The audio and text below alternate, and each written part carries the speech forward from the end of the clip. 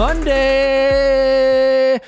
What's going on, people? Welcome to another episode of the Viall Files. I'm Nick, feeling like mixing it up and just saying hi differently. How are you doing, Chrissy? I'm great. Yeah. I don't know, man. You know, like, hey, listen. If they say if you're not changing and growing, you're getting stale and dying. So. I mean, there it is. That's what we're doing here. That's it. Thanks for listening, guys. Thanks for tuning in. As always, we got a great episode lined up for you. Some really fun callers, and quite honestly, I think I'm an absolute rock star with my answers today. You are. So your whipped cream is the best. Yeah, there you go. Say no more. Say no more.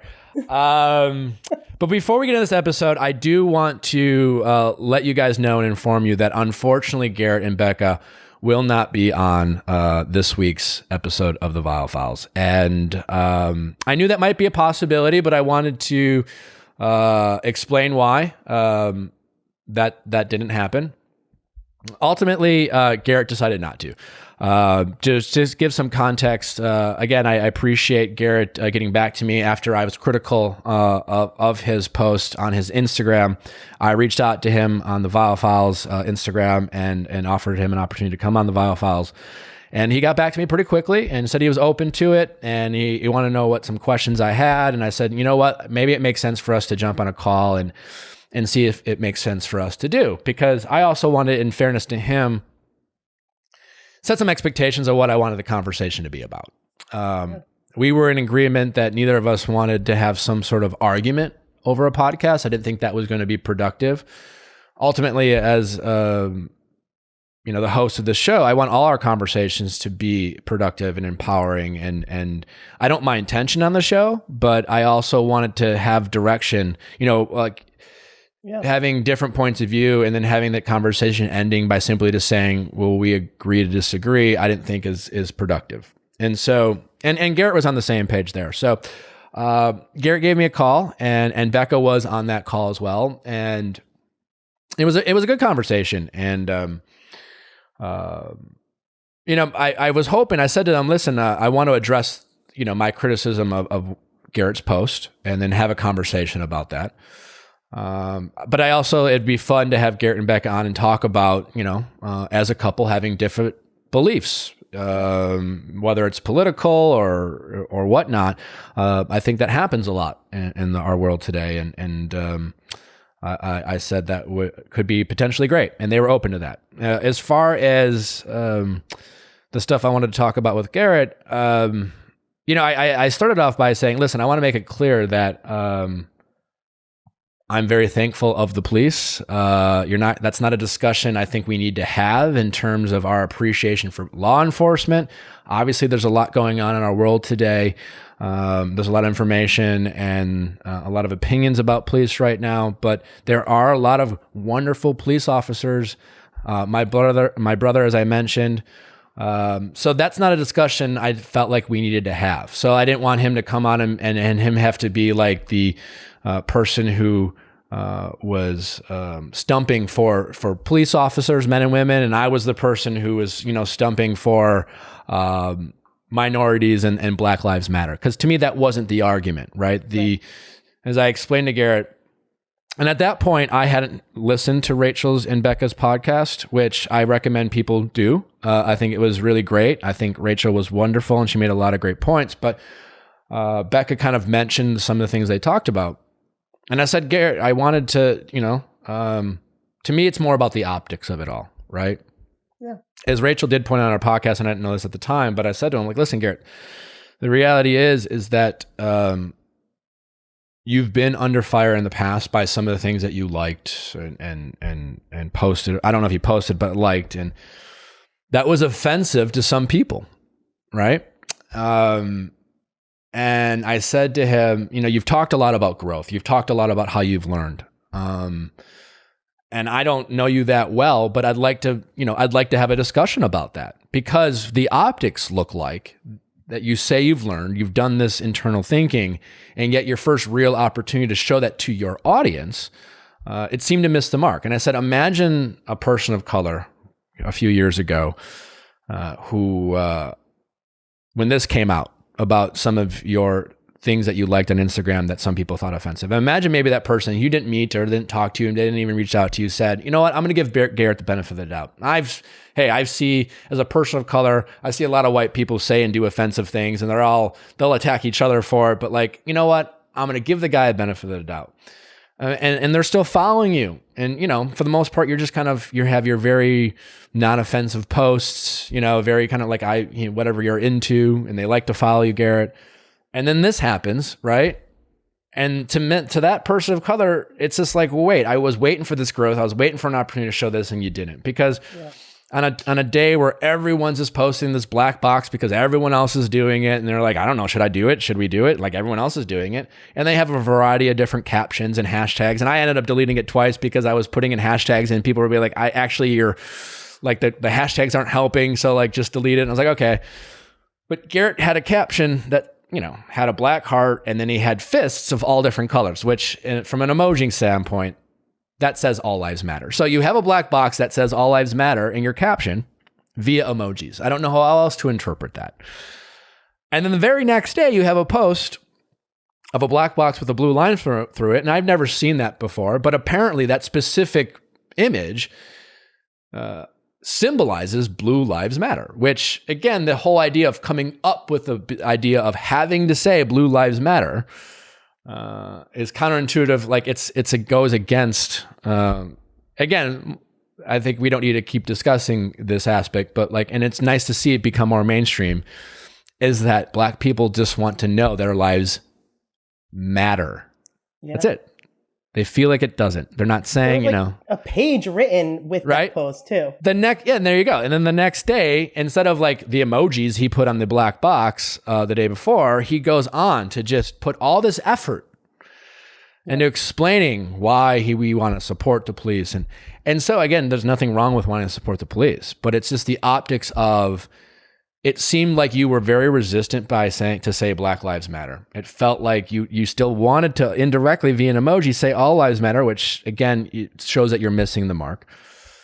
And then you wanted to create a whole different discussion around cops and police officers in a time where we're trying to put the focus on a group of people, a race that have been, made to feel like in a lot of cases, their lives don't matter. And so I said I wanted to have a conversation about that. And again, it was a very nice conversation. It was very monotone, if you will. It was very respectful on both sides. And so I said, like, these are the things I want to ask you about. So I want to give you a heads up. I don't want this to be kind of gotcha stuff. I want this to be a productive conversation. I'm not trying to make you look bad or anything. I really want this to be productive. So think about it and get back to me. And about 45 minutes later, he sent me a text message, and I'll paraphrase, but I respect it. Ultimately, he's like, hey, listen, after thinking about our conversation, I don't think I'm ready. He mentioned that he has some more thinking and processing and kind of self-reflection to do, and I respect that. I know, there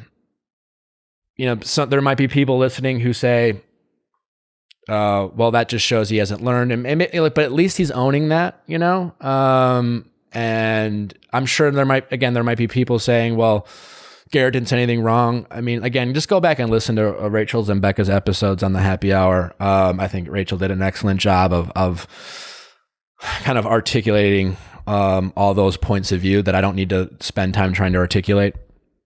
But yeah, so listen, he's not there yet. He felt like that conversation based on the talk we had, that it wouldn't be as productive as we hoped, and I respect him for doing that, right? Because I think he was feeling really defensive. He wanted an opportunity to talk, but maybe realized that he wasn't ready yet. And I think, while not a perfect answer, it's a step in the right direction. We have to be able to constantly reassess our points of view and how on whether they're helpful or hurtful to the people around us. And so I respect Garrett for actually declining based off the conversation that we had. Yeah. So no hard feelings. He's always open. Maybe this will happen in the future.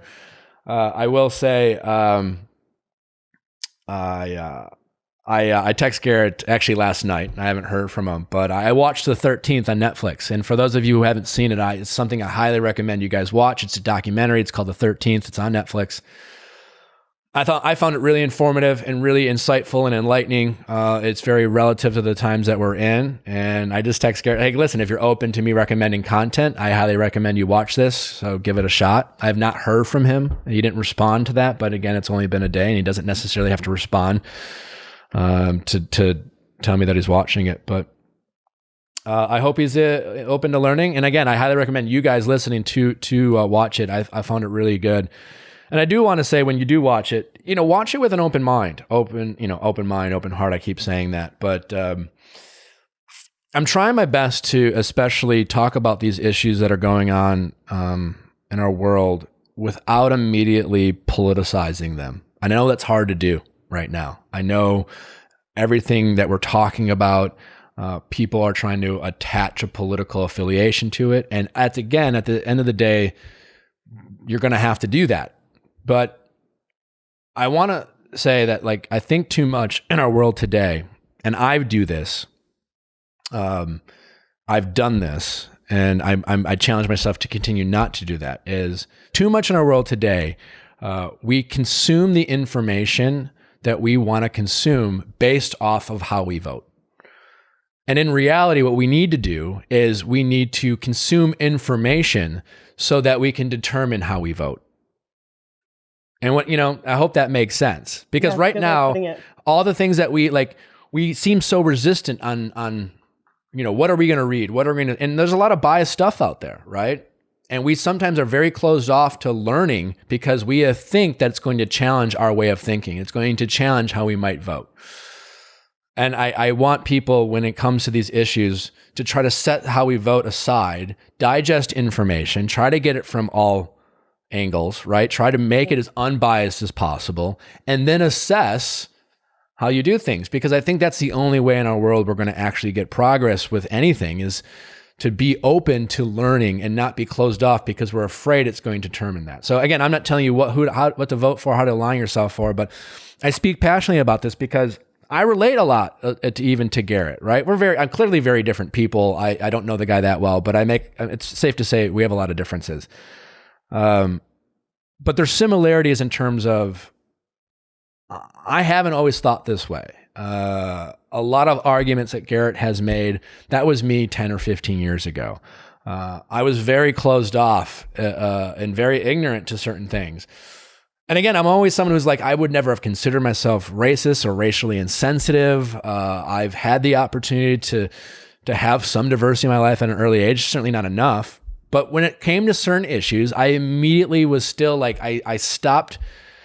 I only considered my point of view. It was I'm not but it was just easy to make excuses. Well, if they just did that, if they just did this, why don't they do that? It was just, and I only saw the world through my very narrow lens. And I've been like that.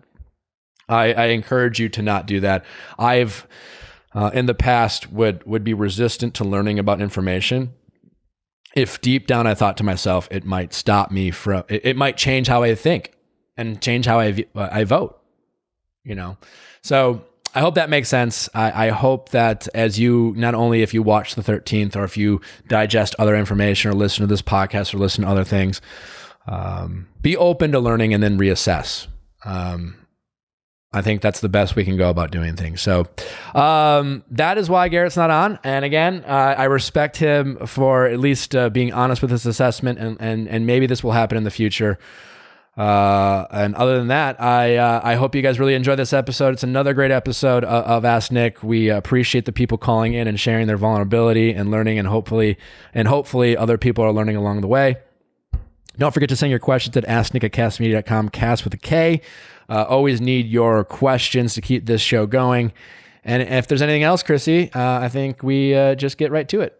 I think you did it. All right. Let's do it. Let's do it. I've always been on a mission to have amazing skin. I mean, I'm just going to be totally frank, because I'm vain. And yeah, I mean, I'm always looking for the best quality lotions, face cleansers, exfoliating rubs. And I got to say, I've been using Lumin recently. I'm loving it. Also, aesthetically looks pleasing in my bathroom when I hang it on my shelf because they have these, I don't know, it comes in these totally dope masculine packaging. All their products are formulated specifically for men, which I think is important because, our faces are different than people who aren't men. Yeah. And that's a good point. They use top-notch ingredients like charcoal, green tea extract, and vitamin C.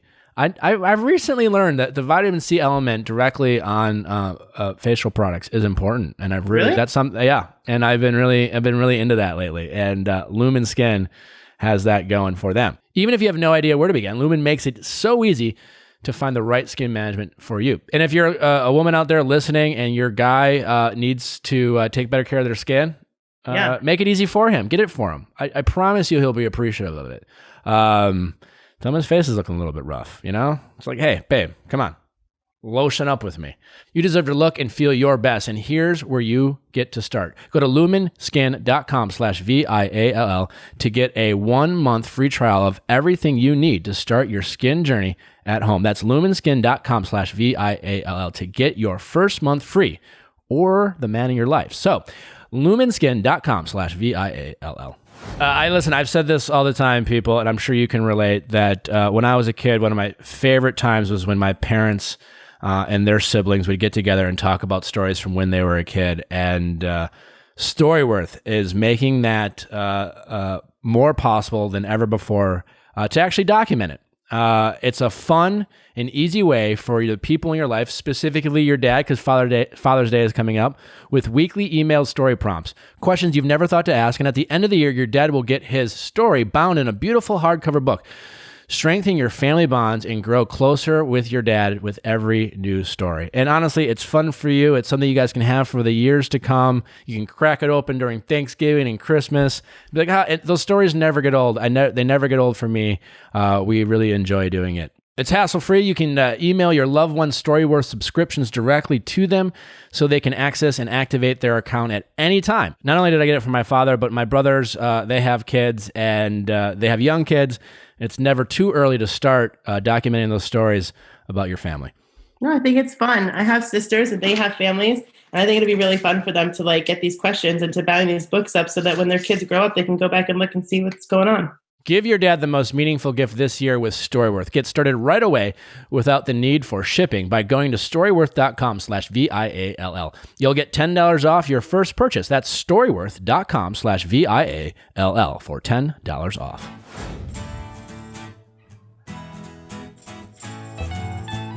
Question time with Nick. Let's ask Nick your sexy questions. How's it going?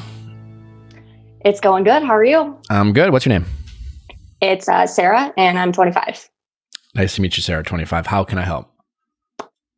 So basically, with everything going on, with the, political climate and with George Floyd's murder and stuff, obviously it's a conversation that people are having in their relationships and friendships. And I've been having a really hard time. I'm losing friends and my relationship is kind of always been strained. I'm a lot more liberal than my boyfriend. He's more conservative. He was raised conservative. And it never really was an issue. We've been together for 2 years. I've known him for 8. So it never really was an issue as far as we disagree on main points that would be deal breakers. Okay. And he's been really open. Within the first year, he said that his ex, apparently he refused to go to her aunt's wedding because she was getting married to a woman. And he said that was 8 years ago. And since then he's realized that that's completely wrong. And he's changed his, viewpoints on that and stuff. Okay. But as far as his family, since we've been dating, almost 2 years now, I'm obviously friends with them all on social media. And it's been kind of a huge battle of them, just commenting really disrespectful things on my posts. And I try to not let it affect our relationship, and when I do bring it up, he's more, he's really supportive. But it obviously, you know, it got to a point where I like blocked them basically on social media. And it didn't really upset him, but he was just kind of like I'm really close to my family. Like we talk like every other day. So like, how is this going to work in the future? So it's kind of just been that conversation, I guess, that I'm struggling with, of like, if you could be in a relationship with somebody who like maybe their views are different than yours and their families are definitely like different than yours. So what are we talking here? I mean, I understand, we talked about this a little bit on my episode with Tyler. I think it's important right now to focus on, I understand politics play a role, but things get politicized far too quickly. And so when you say you're more liberal and he's more conservative, I get that. I'm not pretending that's not a reality, but like this current discussion in our climate needs to be a discussion about right and wrong, about humanity, you know? You talked about like gay marriage. I understand there's very much a political side to things, but more and more people, even conservatives, a lot of people who are conservatives. And the truth is, there might have been a time in my life where I know I didn't always support gay marriage in my life, you know, like when I was in my earlier life. And that's just a lot of ignorance on my part, you know, and I'm thankful that has changed. And that includes my entire family, right? So when things get discussed like this, and then we're going through this kind of awakening, that the goal is to not have these things be so divisive, especially when it comes to politics. Because again, like, sure, there's probably a lot of people out there who still think gay marriage is wrong, and they will revert to their politics or religion to justify their beliefs. But the good news when it comes to, like, say, gay marriage is like it's become more mainstream and supported by all parties. And I think that's the goal here when it comes to, racism, Black Lives Matter shouldn't be politicized. Black Lives Matter. That's it. They matter. Yeah. There's really no argument. There's no and people will want to make it an argument and they want to politicize it and weirdly have a discussion.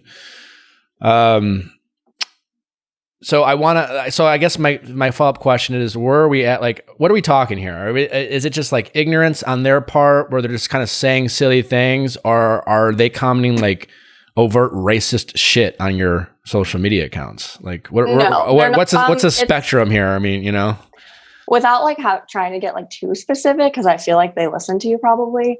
It's just more so is I kind of do my own thing on social, on social media. I'm just very open, advocating, for anybody. It doesn't matter. Just obviously right now with that going on, it's, Black Lives Matter and stuff. And they will just make it political. I could post something that has nothing to do with my political beliefs. It's like you said, right and wrong type stuff. And they will straight up post hashtag Trump 2020, hashtag, his sister literally commented hashtag make liberals cry, on one of my posts. It's straight up just have nothing to do with what I'm saying. And it's disrespectful. It's bullying that. Yeah, no, that's not okay. And again, I'm not telling anyone to vote any party. But regardless of your political beliefs, yes, when you are quick to comment on social media, and I don't care if it's the left or the right, and you immediately politicize a social discussion, a discussion about right and wrong or humanity, you're not helping the problem. I don't think there's anything wrong with you blocking them, And if they want to ask why you blocked, say, listen, because you're not being productive. You're not listening to me. And the first thing you do is politicize my message that I'm trying to get across on my page. Yeah. And I feel like I'm being bullied. And if you want to have a discussion with me, I'm open to having a discussion. And I'd like to have a discussion about the topic. And I'd like to take politics out of it. So as far as your family goes, or your boyfriend's family, you got to have to decide, can you have these discussions? I mean, the important thing is, it sounds like your boyfriend has made a lot of progress, and that's good. And that's the important thing. Mm-hmm. I'm not saying you should break up with your boyfriend just because his sister is super ignorant and she'll never come around. I mean, I have my own sister. I'm not talking about politics, but forgetting about these current issues, there's topics I my sister, like, I'm just like, what the fuck are you talking about? You know, like, I'm just like, I'm not going to agree with her on everything. Yeah. And luckily, like, they don't live here. So, I mean, that's a plus. But I basically like sat down with my boyfriend, like had that conversation where I was just like, I am not like, you know, I don't have to be best friends with your mom. I don't have to be best friends with your sister. Like, that's fine. Like, if we can respect each other, and what they were doing, like, wasn't really respecting me, like, you know, then that's fine. We don't have to be best friends. And he kind of just agreed, and he just is very, very, very neutral in the situation. He's like, whatever you want to do. Does his family identify themselves as religious? No, they don't. No. Okay, interesting. No, he said, yeah, we've had conversations about it. It is kind of weird, but I think both of our families kind of just like try to do the whole like church thing, and actually both of our families just like realized it wasn't for them, and there was a lot of problematic things. That's totally fine. So their ignorance or bigotry just comes from a place of what, hate, or like? It's just I honestly just don't know, and that's the thing that I can't talk to my boyfriend about, because it's weird, because when me and him sit down and talk about things, like, we're always on the same page, and like I will see that he does, like, you know, agree like the same way, like morally, with issues and stuff. But then what I was seeing before I like blocked his family was that he was like kind of liking like certain like posts that they were posting. Some were just like very like, you know, anti-immigrant type stuff. And then I'd like bring it up to him and be like, oh, that's weird. Like, we've had conversations about this, and you are usually on the same page. Like, it kind of made me feel like he was like kind of changing his stance based on who he was talking to. So, I mean, that's kind of still a touchy subject, because I kind of like if I bring up that I had blocked them because of what they were saying on my post, he can totally like, he gets that. And it's like, yeah, if they're, you know, basically harassing you, like, block them, I have your back. But if I talk to him about like the issues that they post that I have issues with, like the content, he just is kind of like, I can't like disagree with them, kind of.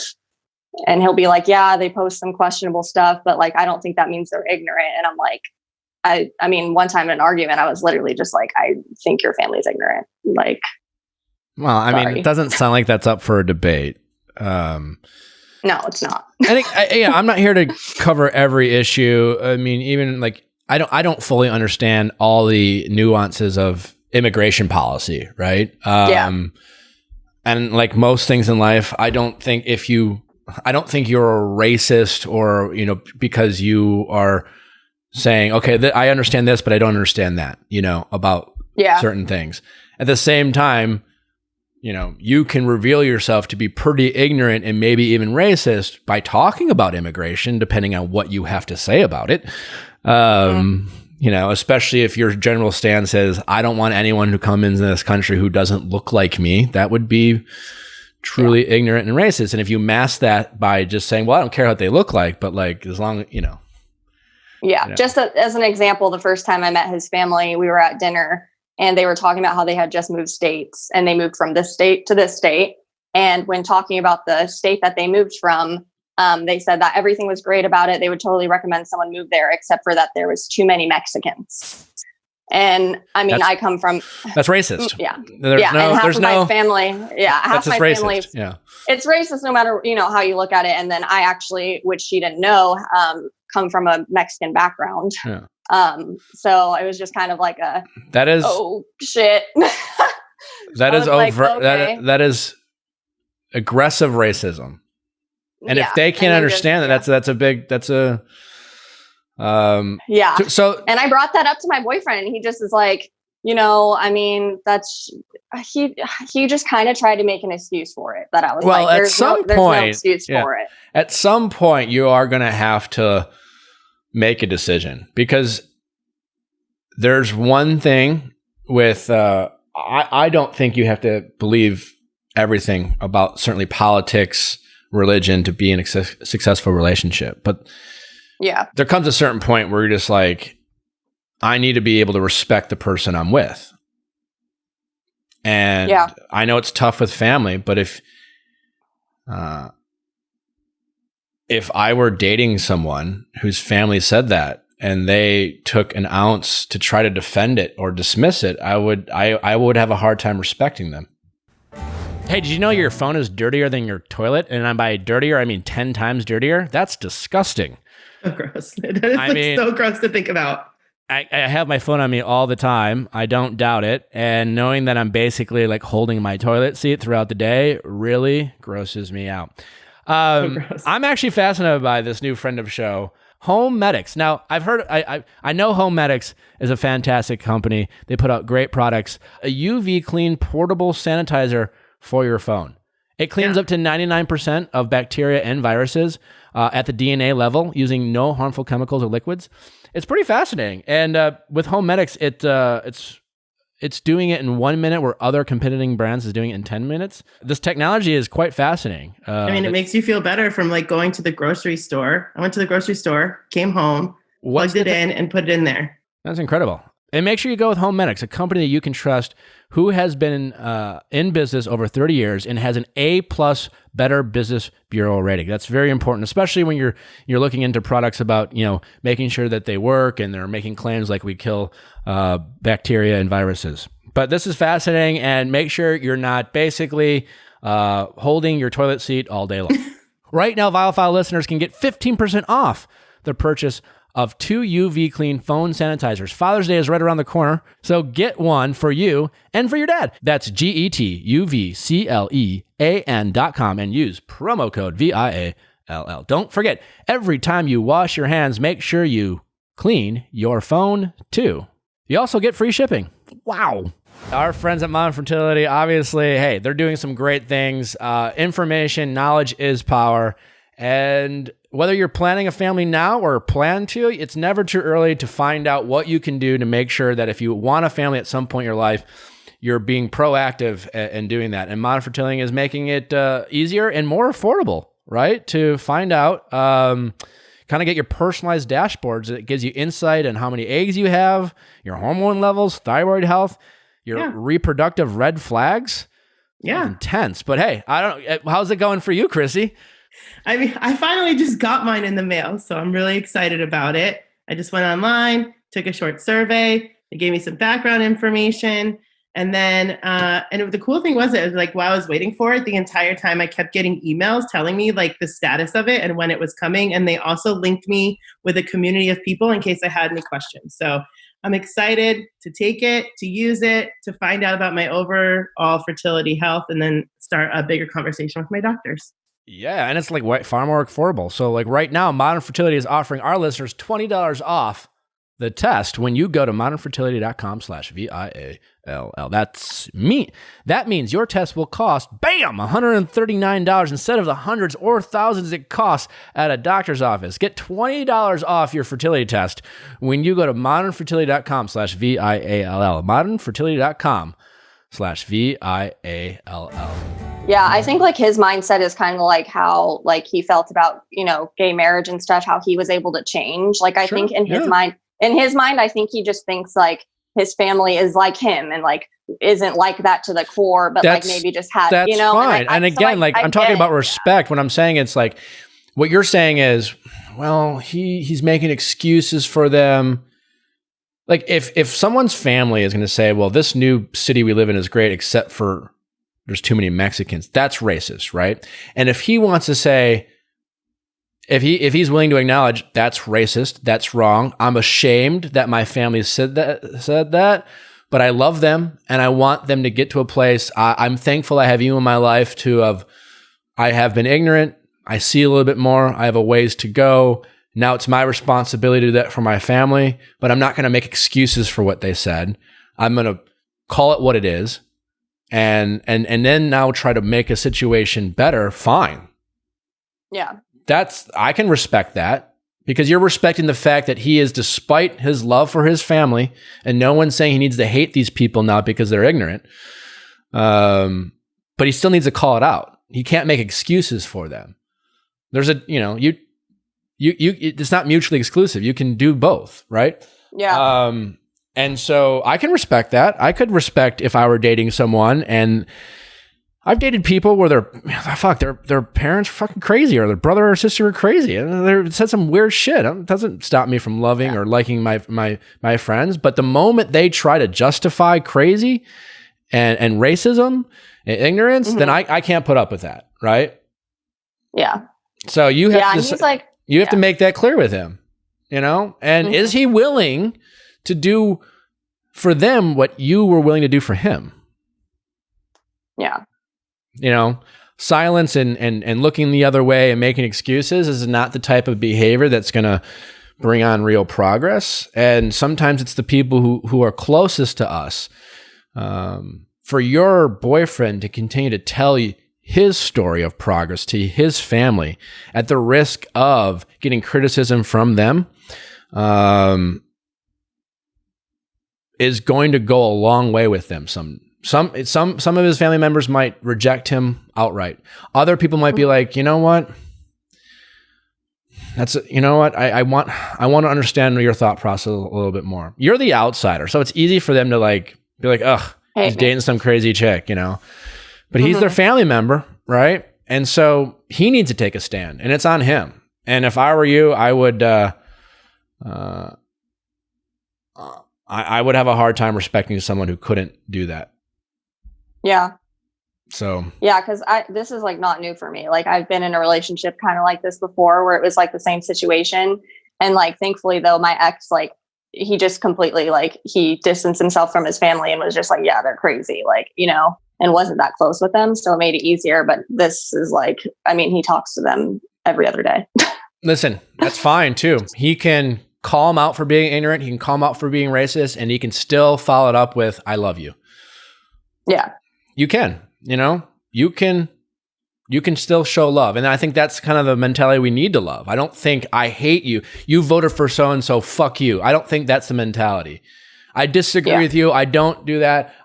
You hurt me by how you feel, but you know what? I love you. And I think that's the type of messaging we need to have, not only with our spouses and our family members, but even people we don't know. And I think he needs to understand that and maybe help him there. But he does need to take a stand, and he needs to not make excuses and look the other way and say things like, well, they mean well. Like, you know, the road to hell is paved with good intentions. Yeah.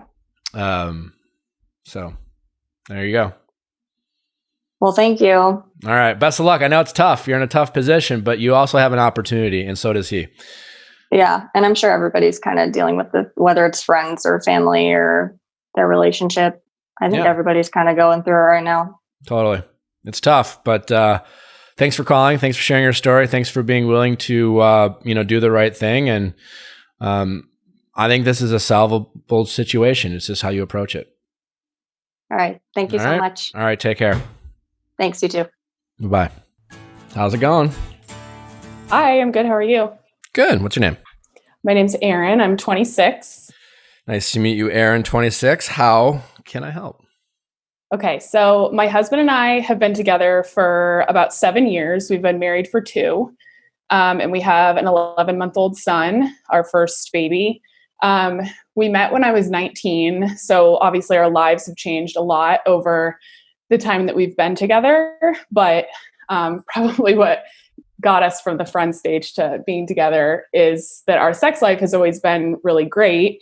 Obviously, it's taken like a pause or a backseat at different times in our life, when I was pregnant or right after I had our son.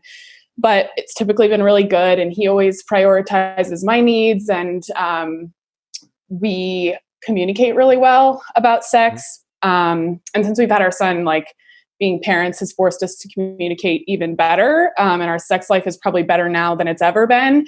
And there's probably nothing hotter than a great dad to a mom. So that's been great. But it's awesome. I'm waiting for the but. Yeah, I'm waiting there. Yeah, here we go.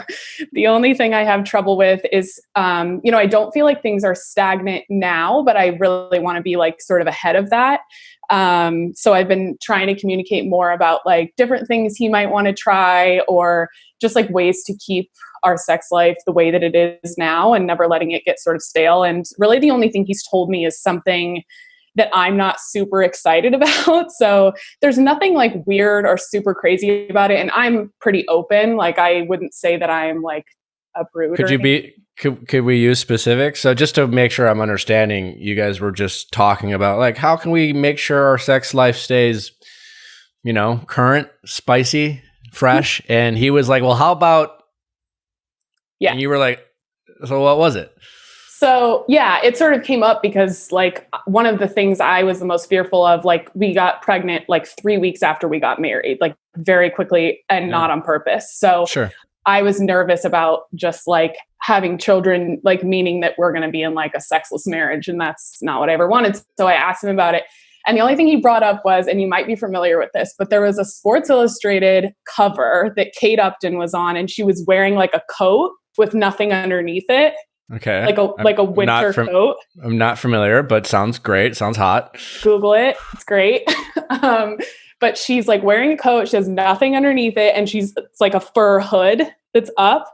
And he's Chrissy, like, Google this. Bring it up. You got to see this. I need to start my Monday morning right. Yeah, no, I mean, can't go wrong. But anyway, so Kate Upton's looking hot and like, she's naked with a fur coat. I get the appeal. All right. Yes. And so that cover, I think it was like, we actually Googled it the other night together to see like what time in his life that came out. And it was like when he was in college right before we met. Sure. So it's like he remembers like seeing that, and he was like, I always thought that was like super hot. And I was like, okay, like, so like I said, nothing like super crazy or weird about it, but I'm just like, I'm not super turned on by it. So I'm having like a hard time getting like sort of into it. And like, you know, in a previous episode with Sex with Emily, you guys talked about like men are like frying pans and women are like slow cookers. And I feel like for me, like I need to be like really into it to be able to like give him what he wants. And so I've had a hard time sort of getting like more comfortable with it. And I want to be able to, so that I can sort of give him what he wants the best way possible. So have you talked about things that you want? Yeah, but the thing is like, he really does everything I want. And it's hard too, because like I said, we have an 11-month-old and like, it's my first child. So like the way I look has changed a lot over the last like year. So I wouldn't say I'm like super confident right now. Like I'm not like dying to go put on like some super hot lingerie or anything, because I just am not as comfortable with the way I look as I used to be. Chrissy, bring it up on the screen. Share your screen. She texted. You're asking me technical stuff like I can do that. Keep talking. I'll put it up on the screen. Yeah. Okay. So, I mean, listen, it's good. It sounds like everything's pretty good. You guys are actively, aware of, I mean, the only maybe thing you should like, my criticism would be like, don't get too far ahead of yourselves. Like, don't stress over problems that aren't necessarily there. It sounds like overall you're happy with your sex life. That's a great thing. Sounds like you're aware, like, hey, you had a kid recently, et cetera, et cetera. Just because your husband asks you to do something doesn't require you to do it. And like, listen, he's planted the seed of something he finds attractive. Maybe someday, okay, yeah, she looks neat. I mean, it is just I don't know, like if one day you can't come out of the bathroom and you're wearing a winter coat and a swimsuit bottom. To be honest, like I have found that like young men, especially from like college, they fantasize about things. Like I remember, you watch like porn or something, and all of a sudden you're like, you see some porn or using whipped cream, and all of a sudden your first girlfriend, like, we should use whipped cream. And then you use whipped cream and you're just like, it's just like fucking sticky and weird. And this kind of like just made everything awkward. But hey, we tried it, like I find that happens a lot, especially with like probably men and women, but certainly with men, about some of the things they see, whether it's in porn or in movies or things that they think are supposed to make it hot or sexy. And it could just be you're doing it wrong, right? People have seen like hot wax with candles. Maybe that could be really hot if done correctly. Also, I can really imagine how you can fuck that up real quickly.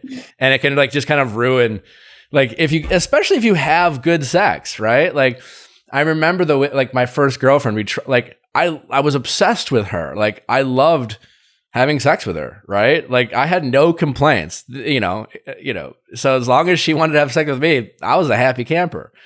So the fact that I'm just like bringing up this whole like whipped cream idea was just kind of like, ooh, what else can we do? You know? And then we did it, and I was just like, okay, well, let's just, God, we're sticky. It was, I only bring that up because like, I mean, like this thing is not that big of a deal. Like you said, it's not, and I'm not saying it like, it's not a big deal. You should do it, but it sounds like you're probably both hyping it up more than it needs to be.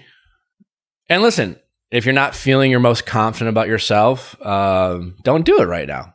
Plant that seed. You know it's there someday, maybe even a year from now or 6 months or whenever it is. On his birthday, you put on a fucking winter coat, you walk out, you're just like, and he's just like, oh, cool, that's hot. Great. And then you have sex and you take the coat off and like, I don't know. Like, I think maybe part of it is like, because it is like the whole fantasy is based on this model wearing that. Are you afraid he's going to be thinking about Kate Upton? I'm just afraid of the comparison. I mean, she is probably is that like his, like the epitome of his type? Well, I mean, you have a Kate Upton look to you. Oh my God. Well, thanks. But I mean, listen, you're blonde and you got bluish eyes. I don't even know if Kate Upton has blue eyes. If that's the epitome of his type, it makes sense that you guys are married. Like, I mean, that's a good thing. You have like, I don't think you look too far off. I mean, like, I don't know if your husband is totally obsessing over it. Sounds like the way you're describing it, it's a totally reasonable crush he had on a super hot model when he was in college, and it's probably less about Kate Upton. Like I'm not getting the sense that he's trying to like figure out the closest way he can have sex with Kate Upton without, you know what I'm saying? Like, I don't think that's it. Like, you can be a guy and like a look or I don't think you have to worry about him like this becoming some weird fetish or anything like that. So from your point, if you decide you want to do it, but don't let all these other, it seems like you're like creating a lot of other thoughts in your head of like, well, I'm not Kate Upton. I won't look like Kate Upton. I'm going to disappoint it. Like, I won't turn him on. I feel silly. And listen, if you don't, I've said this before, like, listen, a guy wearing a pink shirt can be a really great look, but if he's uncomfortable and he's like, oh, I don't feel like it, then you're going to look like that when you wear a pink t-shirt or a dress shirt. If you're a guy who's just like, oh, damn, I really pulled this off. I look fucking hot. You're going to look hot, you know? So you have to feel confident doing it. Otherwise, it is going to be kind of like, oh, like I'm, you know, like you won't have, That's exactly how I feel. Like, I'm nervous about it, like that I can't really sell it the way I want to because it's not as in it. So don't do it yet right now. You can always, like, listen, you can literally do that whenever. So don't stress about it. It's great in a relationship to be mindful of the things that you guys that turn each other on, to be willing to do it for the other person. You have these ongoing conversations. But you don't have to do everything, you know? And sounds like he is an understanding guy. Right now, it's just not, let him plant that seed. Thanks for letting me know. Someday I'll surprise you. I don't know when that is. Maybe that's when on your 40th birthday or some shit. I don't know. So then like a follow-up question would be, I'm definitely the more dominant personality, like in our life and in our sex life. I'm just, he's a little bit more like chill or laid back than I am. And so sometimes I find it hard, like we communicate really well, but we communicate about the existing parts of our sex life. And so like, in asking him those things, I'm like, I don't want to sort of skip over this thing he's already told me, but like continuing to ask those things because like the whole Kate Upton coat thing is not going to last forever. So like having continued conversations about like, okay, is there anything else or like ways that I could ask him or sort of like pull that out of him a little bit more without being too sort of like overbearing or dominant? Well, I guess, what do you mean? So like, I know that sometimes like my family and I'm in marketing, but my family jokes that I should have been a lawyer because I'm so like, I don't know, like on it with my words and just like, I know he can be intimidated by that. By you specifically? By your... Just because he knows that he's not as like, and I don't mean this to be like, to put him down in any way, but he's not quite as articulate. And he is very like internal, and he just he needs a little bit of time to sort of think over like the things that he wants to say and sort of lay them out in a way that he can convey it clearly. Okay. So I know he can be sort of like, he feels like in a conversation with me, he sort of has to answer me right away. And so I try to sort of sometimes be like, you know what, think about it. And like, I'm going to go change the laundry or whatever, and we can talk about it in a second, and try to give him time, because I know that he can be sort of like intimidated by having that kind of a conversation with me, because I'm sort of intense and like on it with and articulate. So basically, what do you, I guess I'm trying to figure out what you're trying to say. And I'm sensing that, okay, listen, you have a big personality. You're the one who's kind of driving conversations in all aspects of your relationship, including the bedroom. And it sounds like you want him to come up with ideas. Like, you don't want to ask him to choke you. You want him to want to choke you, kind of thing. Like, you want to do the dishes. Is that? I just want him, like, I think I would feel more compelled to do things that he was into if he was like, if I didn't have to start the conversation, if he would just be like, listen, I was thinking about this, or like, oh my gosh, I was thinking about, when I was in college, I saw this like cover and I thought that was really hot and whatever. But like, rather than me having to sort of like draw it out of him, it makes me feel like he's like actually not that into it, and I'm just forcing him to come up with something different. I mean, yeah. You want him to want to choke you. I'm just kidding. Maybe not that, but I'm kidding. But yes, you want him to, I get that, right? But I don't know. To a certain degree, this is who he is, right? Mm-hmm. It sounds like this is a personality trait of, he's more of a quiet, content kind of guy. So whether it's your sex life or parenting or whatever, there's a reason why you guys ended up together. It sounds like you guys are happy in your relationship. Overall, the dynamic works. You're going to have to be a little bit patient with him totally changing. I mean, I'm assuming you've communicated this with him. Mm-hmm. You can only like at some point, if you want like, I want you to want to do the dishes. At some point, he's just like, do you want me to do the dishes? Or do you like, I'm not like, I'll do the fucking dishes, but like, taking initiative is with certain people who aren't good at that. It's just, you're only going to get so far, just keep communicating, just keep talking to him. Then just drink a bottle of wine and do it. But like in terms of, you're going to have to get out of your head a little bit about like, well, does he really want to do this? I mean, just sit probably back. Has more to do with my own insecurities, like just because of the way I Sure. I'm just saying, like, if it sounds like he's willing to do the things that you ask him to do, that's a great thing. Would it be nice if he comes up with things on his own? Sure. But like, pick your poison.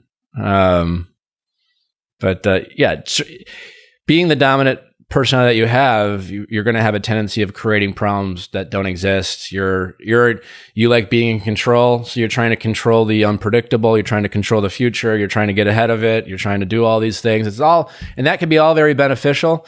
That could be a positive thing, but you have to police yourself and check yourself to not create situations that aren't there and stress about situations that could happen that don't happen, and then accept the things that you can't control, and appreciate your husband for who he is, because that's what makes him who he is, and all the things that you're very happy about your relationship, his personality is playing a role into that. You're never going to find the perfect person.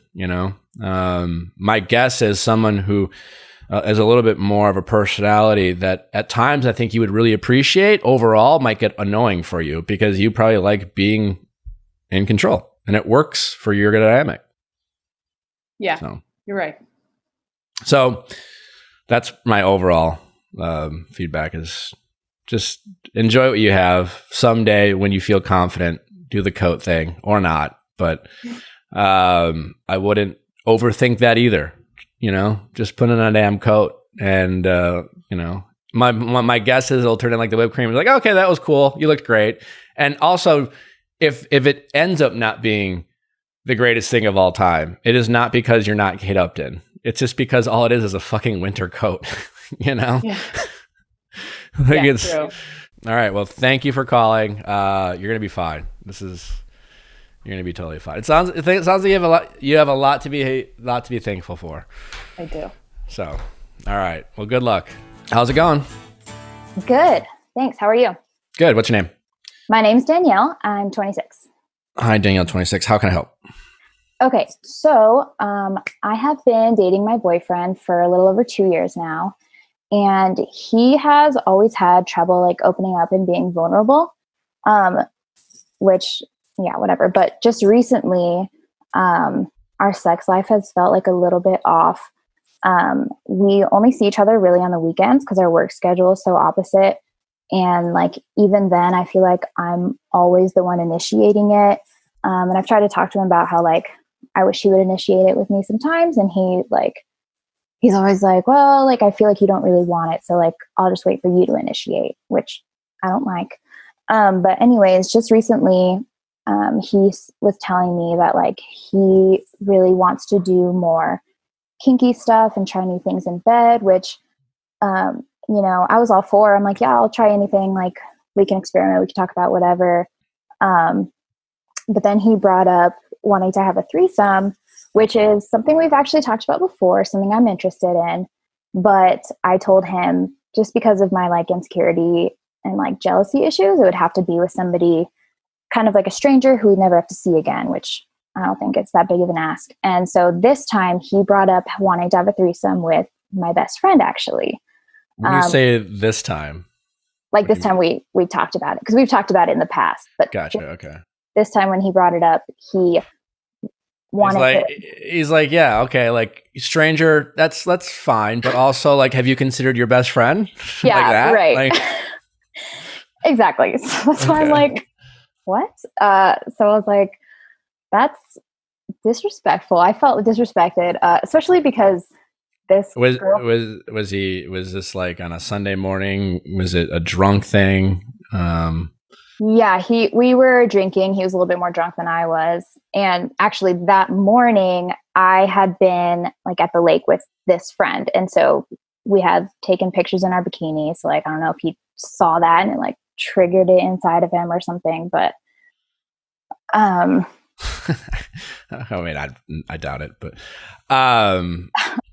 are you in like, not that this matters, but like your friend, like, I mean, do you feel insecure in general next to her in terms of like, or is she just like another pretty girl, or like, is this some, not that this necessarily, I'm just kind of curious per se in terms of like where your head is at with your friend now that he's said this.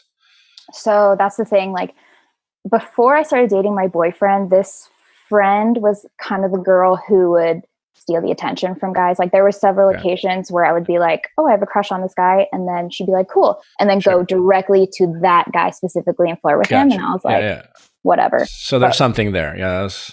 Yeah. And my boyfriend knows that. Like I've told him, he might've forgotten, but the fact that he brought that up was like, ooh, you know, and now I'm like, does he want to have sex with it? Now I feel like just so insecure about the whole situation. And like, am I making a bigger deal out of it than I should? Or like, no, I guess so. Where are you at now? Like, what's your overall question? Because like the obvious answer is like, yeah, that's weird. Yeah. So I guess, cause when we had that conversation, talked about like, I was starting to get mad, but I was trying not to ruin an otherwise good day. And so we didn't really. It's very understanding of you. Well, I mean, like, I don't know. Cause it was the first time he'd opened up about other stuff too. So I didn't want to like completely reject it and make him close up again, you know, cause. Oh, I'm curious, like not to tease your boyfriend, but this whole, like, you're like, oh, you know, so my boyfriend has a hard time opening up and expressing himself. He also asked to have a threesome with my best friend. Like those two sound very contradictory of each other. So like this person who you say has a hard time opening up, I'm having a hard time buying that it's all that hard for him, other than like the average guy is just not good at like writing poems. Yeah, I know. Okay. Well, I don't know, because I've tried to ask him about what he likes in the past and he's like, oh, no, whatever. And so I don't know if it was just because he was drunk and he was finally like, oh, I'm interested in this and this and this. And also like, I don't know. That's why I didn't know if it was weird or if that's just how guys think, because I know guys and girls think differently. Well, listen, a couple things. There's like couple little layers here. Like it's super weird that he asked to have a threesome with your best friend in general. It's extra weird that you already said, listen, like I'm open to it, but like I want it to be a stranger, which I think is a pretty common thought. Yeah. And so that is weird. I'm not defending his choice to say that. From a guy's point of view, I can assure you that there could be things of like, my guess is like, here's what usually happens, right? Especially in a couple situation when they're like, should we have a threesome? You know? And you're like, maybe, you know, I'm into it.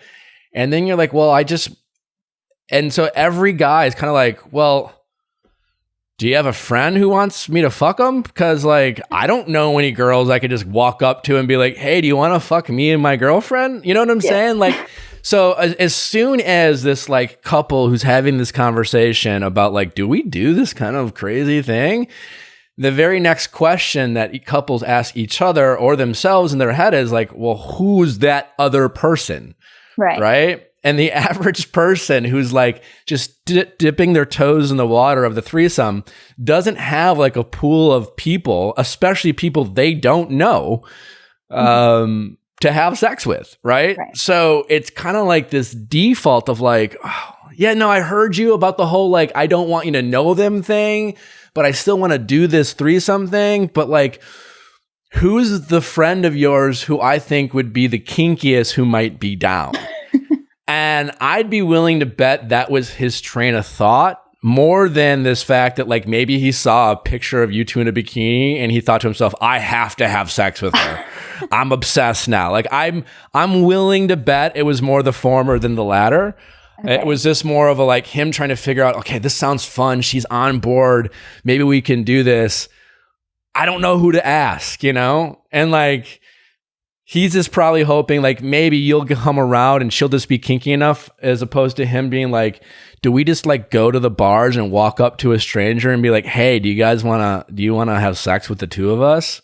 Because quite honestly, like, I think if you guys go down that path, you kind of have to be open to doing that, right? You know what I'm saying? Like, you think about what it means to like invite a threesome into a relationship. I've never done that, right? Have I had conversations with girlfriends similar to you that's kind of sometimes just fun to talk about, sometimes you're just acknowledging that you're like, hey, listen, I'm not as much of a prude as I even think I might be, but like, I'm down. And then that's just kind of fun and invigorating even to say. Yeah. But it's quite another thing to actually go down that path. I think most people, if they've ever had a threesome, it's kind of in this experimental point in their life where like everyone's single. You go out, you go to a party, you're just like, hey, we're here. Should we kind of get weird? You know? And that's a lot easier when it's like in the moment, right? Yeah. In a relationship, it's really tricky, you know? I mean, we're not even getting into the part of like, you have no idea whether it's your friend or a stranger, how this is going to affect your relationship. And you're naive to think that it won't. And I don't know, I'm not saying good or bad, but for someone who openly admits that they struggle with insecurity and jealousy issues, I'm not sure a threesome with a boyfriend is the right idea. Yeah. You know, it's what like, listen, I've said this last week. Relationships are great. They're awesome. A lot of benefits that come with them. They are also like, to be in a relationship means you have to give up things. And sometimes that means, you know, hooking up with other people. Now, again, you can choose to be a swinger. You can choose to be in an open relationship, and that's fine. But not everyone's made for that, right? So you might have to make a choice on, you know, your boyfriend and you. It's just like, am I still in this experimental part of my life where there's things I want to try? Or do I want to be in a relationship? You don't strike me as someone who's at the point in their life who would successfully have a threesome with anyone and a boyfriend and have that like not fuck you up a little bit in the relationship. Yeah. You know, well, like the weird thing too, because I like kind of was talking to him about it, and like he was saying, oh, he didn't actually want to like have sex with her. He just wanted her to be involved, like with me while he had sex with me. Sure. Which, you know, like, I want her to watch. Yeah, I get it. You know, I don't know. I guess like, listen, there's a lot of layers when it comes to kinkiness, right? Right. Right. And I felt like for me, I was like, yeah, we can do like this and then try that and then try that and then try that. But he was like, okay, we opened it up. Now we're going to go straight to the end. Wait. Yeah. Listen, have you talked to him about this? Not really. I'm like afraid to, because I don't want him to close up, I guess, again. Because like since then listen, a couple of things. Listen, you're not as like emotional babysitter, right? I get that you want to be this like sympathetic girlfriend and you don't want to encourage him to open up and then criticize him for doing so once he does, but like he is an adult, right? So he can handle a little bit of criticism. And if he is so emotionally like detached for like he's got to be pampered all the way through just to like open up, like then he's not ready to be in an emotionally adult relationship. And he, again, is certainly not capable of doing something like having a threesome in a relationship and having the emotional maturity to discuss those things. I mean, if you're going to have a threesome when in a committed relationship, these two people in this relationship need to be very much communicative and open and express themselves. They need to be able to say how things make them feel and vice versa. And some of those things that come out of their mouth might cause the other person to get defensive, right? And that's okay. And then you say, okay, let's talk about it. You know what I'm saying? Like the way you're describing your relationship is like you're moving him along and you're encouraging him to speak up. He's not good at, and that's fine if he's not. But then you guys aren't ready to take the next step in some of these other areas. Yeah, you know what I'm saying? Like I don't know what the analogy is here, but like. It's like you guys want to go racing, but his car's not, he's driving a minivan, you know, like he's just not ready to like put the foot on the gas, you know, it's like, he's not ready to, you know, hug those corners. So yeah, but in this situation, you need to be able to talk to him about this, right? Just because he's not good at communicating and just because he's trying, you still have the right to say, listen, thanks for sharing, but also that bothered me. And I'm not trying to make you feel bad, but like, this is how this makes me feel. You have a right to say that. Once again, that's a non-starter for me. So I just want to like politely end that discussion about my other friend. And like, I wasn't just saying it. So like, and if he might say, well, like, I don't know who to ask, you know? So like, I thought maybe she would be down, you know? I don't think you should stress. Don't create in your head, like I said, like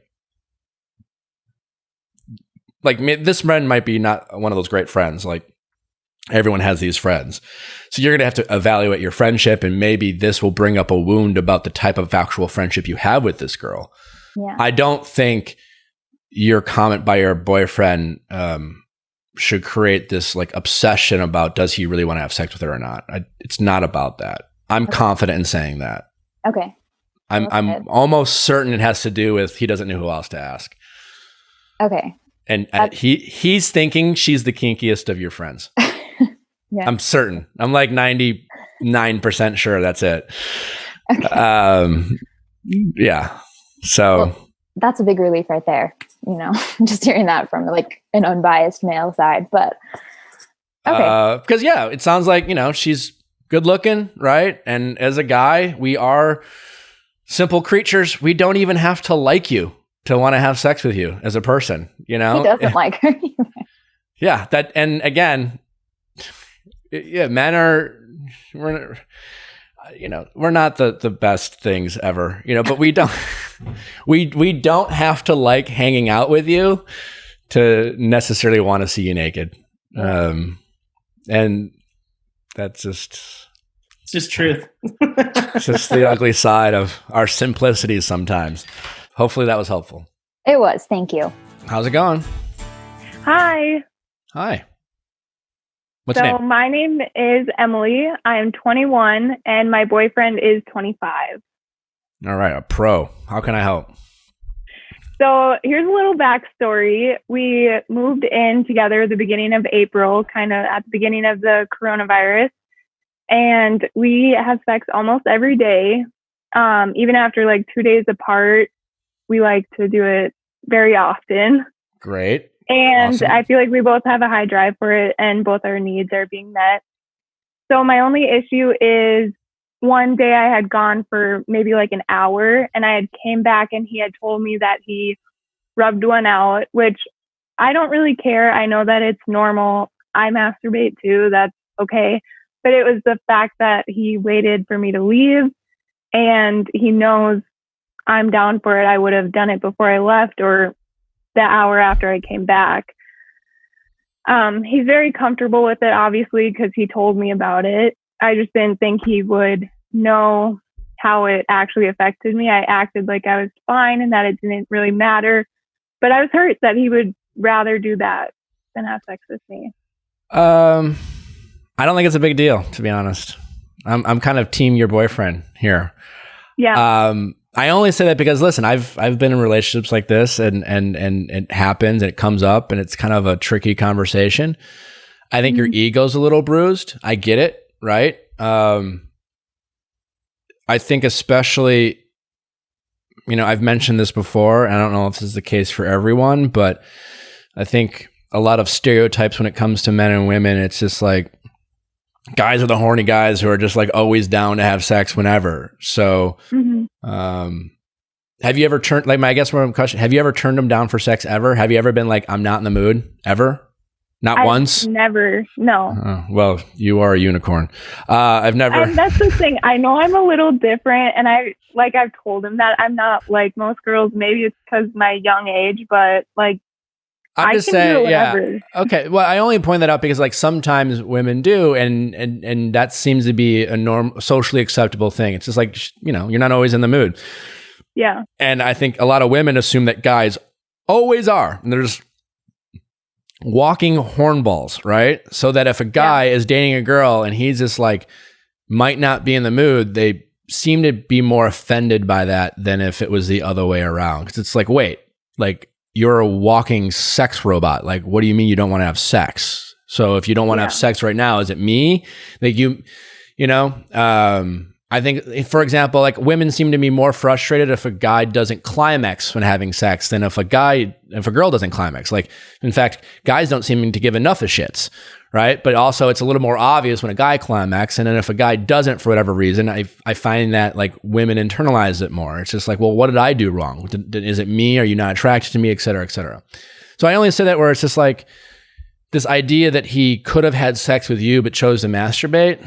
I mean, it's not really about you. I mean, you can make it about you. You can start thinking, well, why did he want to do that? I don't know. Maybe we all just like to hang out with ourselves sometimes, and, who knows? Maybe he watched some porn. I don't know. Maybe like, listen, if you're worried about him thinking about someone else or whatever, he can do that while he's having sex with you. So yeah, you know what I'm saying? Like, and I'm not saying he's doing that, but the guy just rubbed one out when you weren't there. And masturbating is different than having sex. You know what I'm saying? It's not the same experience. Yeah. My thing is too, though, if he does masturbate, then he doesn't want to have sex later, or he won't finish or doesn't feel the same.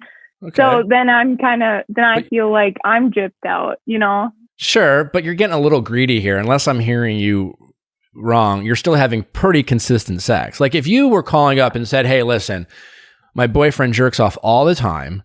We have sex once a week, maybe every other week, but I know he's masturbating multiple times a week, then I would totally empathize with you. I'm like, wow, like there's a disconnect there. Like that's fine if he wants to masturbate. He doesn't have to have sex with you every time you want to have sex, but there seems to be a disproportionate amount of times he's masturbating to the time he's willing to have sex with you.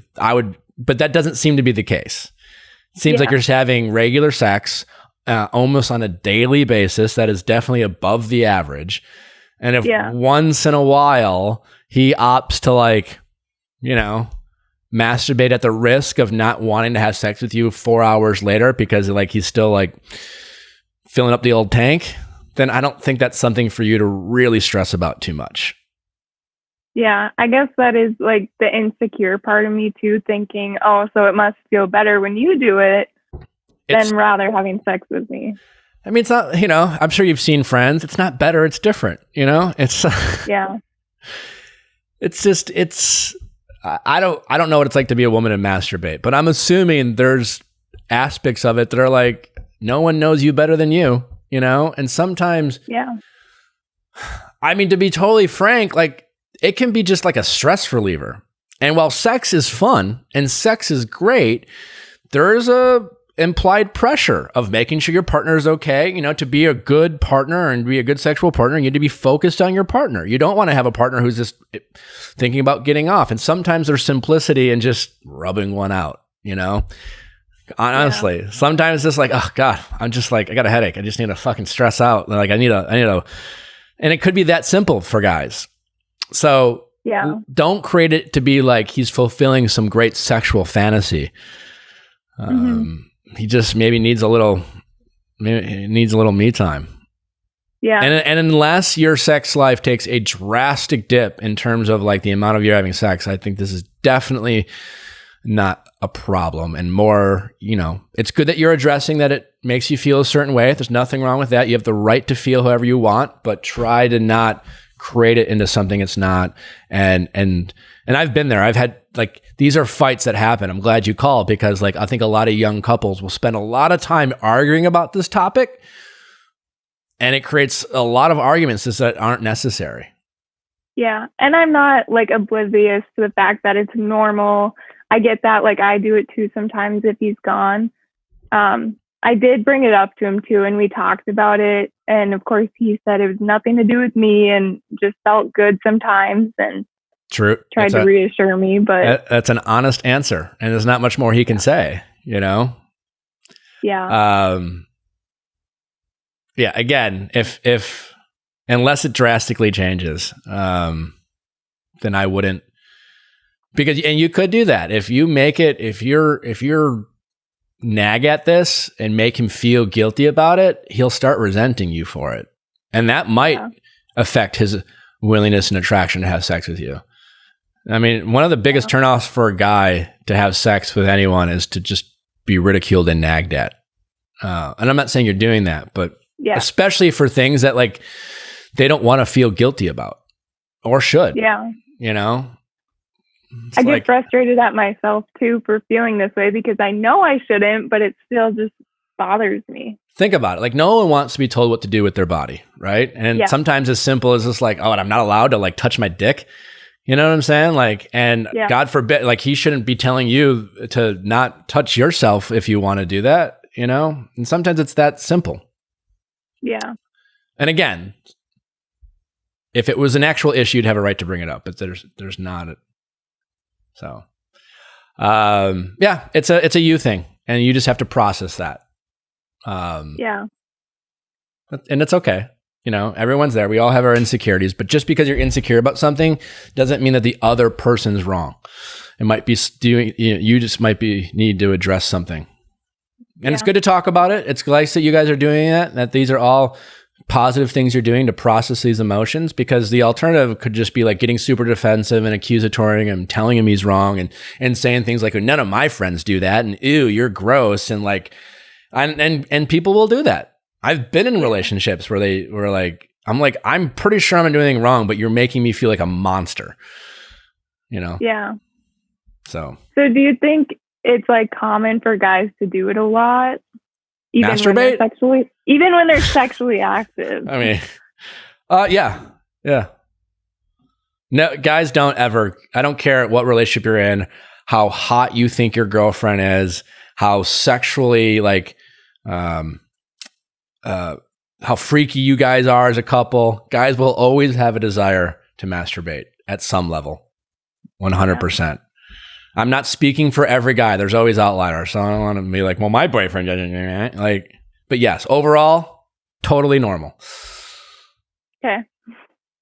So you have truly nothing to worry about. He's not lying when he says it's not about you, and you're still having sex on a regular basis. Yeah. So And if he didn't want to have sex with you, you would notice. Yeah. All right. You're going to be fine. All This is right. this is great. Like, again, this is very relatable. And I think it's something that young couples struggle with, like the expectation versus reality of what it means to be desirable to your partner or in love. And we like to, we hold ourselves to sometimes unobtainable standards in relationships for ourselves. Yeah. So, all right. All right. Well, thank you guys. All right. Thanks for calling in. I really appreciate it. Well, guys, thank you again so much for listening. Another fun episode. I don't know, what were our takeaways? Don't be racist. You can still, you know what? If you have a family member who's ignorant or racist, you can still love them as a human being and as a family member, and you can still hold them accountable. And I think that's a really kind of important takeaway. Also, like, don't have threesomes if you're super fucking jealous. Also, masturbating's fine. Masturbating's fine. Just masturbating's great. And also, whipped cream is sticky. Whipped cream is sticky. Sticky. I mean, all the bases covered on this one. Whipped cream is sticky is definitely going to be the title for this episode. Anyways, guys, always appreciate you listening. Don't forget to check us out for our recap of Caitlin's season, of which I think I'm unfortunately a big part of. They teased this big revelation, which they sometimes do. I just talk about my hair routine. Don't forget to send your question to asknick@castme.com, cast with a K. And until then, we will see you tomorrow.